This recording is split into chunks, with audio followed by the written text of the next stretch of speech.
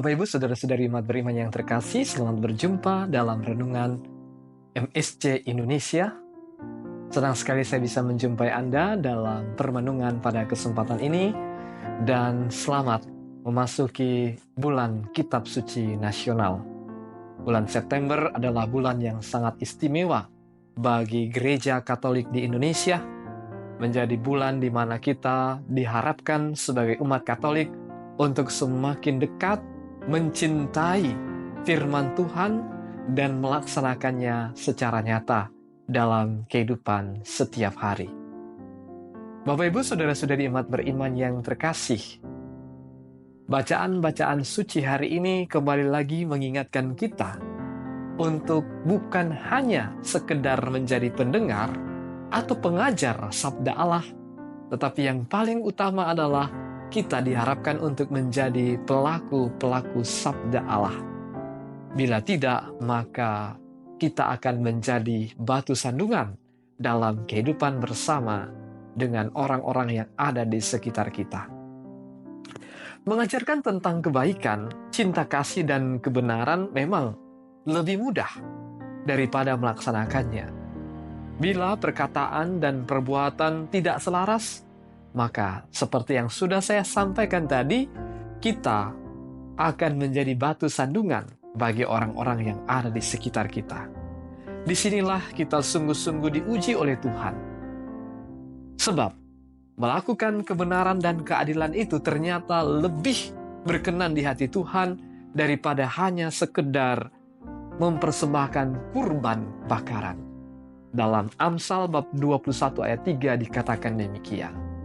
Karena itu juga dalam bacaan pertama hari ini, kita mendengarkan firman Tuhan yang mengajak bangsa Israel untuk tetap setia, melaksanakan kehendak Tuhan, melaksanakan apa yang Ia ajarkan, supaya mereka tetap berada di jalan-jalan yang ditetapkan oleh Tuhan, supaya mereka tidak menyimpang dari jalan-jalan Tuhan, apalagi kemudian menjadi terjerembab di dalam kejahatan.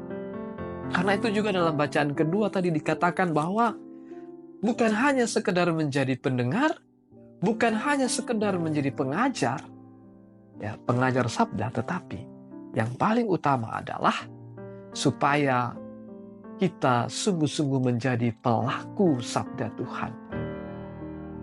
Dan menjadi pelaku sabda Tuhan, dan tiap hari, tiap saat kita mendengarkan Yesus, supaya kita melaksanakan kehendak Bapa. Jadi menegaskan bahwa barang siapa melakukan kehendak Bapa, dialah yang menjadi saudaraku. Itu yang dikatakan oleh Yesus sendiri. Ya. Saudara-saudari yang terkasih, dengan menjadi pelaku sabda Tuhan, kita pun juga diharapkan bahwa supaya kita tidak dikecam oleh Tuhan Yesus yang mengatakan bangsa Israel bahwa bangsa ini memuliakan aku dengan bibirnya, padahal hatinya jauh daripadaku. Percuma mereka beribadah. Jadi jangan sampai kita hanya terjerembab, kita hanya sibuk dengan peribadatan, tetapi kita sendiri tidak melakukan buah-buah yang diharapkan dari peribadatan kita itu. Sehingga kalau misalnya dalam hati orang muncul,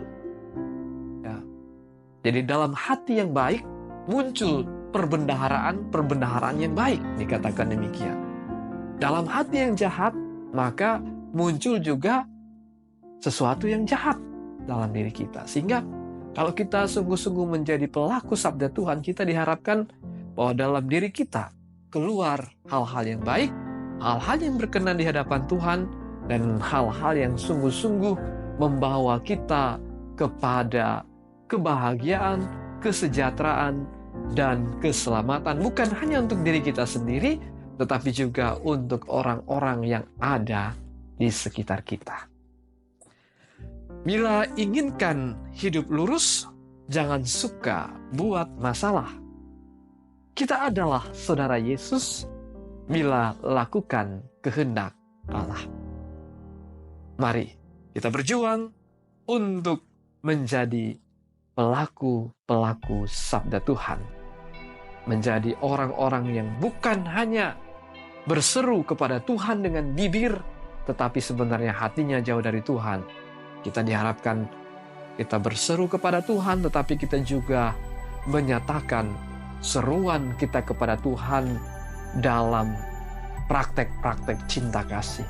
Menunjukkan kedekatan kita kepada sesama yang menderita, ya, cinta kepada sesama membuktikan juga cinta kita kepada Tuhan. Tuhan memberkati kita sekalian, Bapa dan Putra dan Roh Kudus. Amin.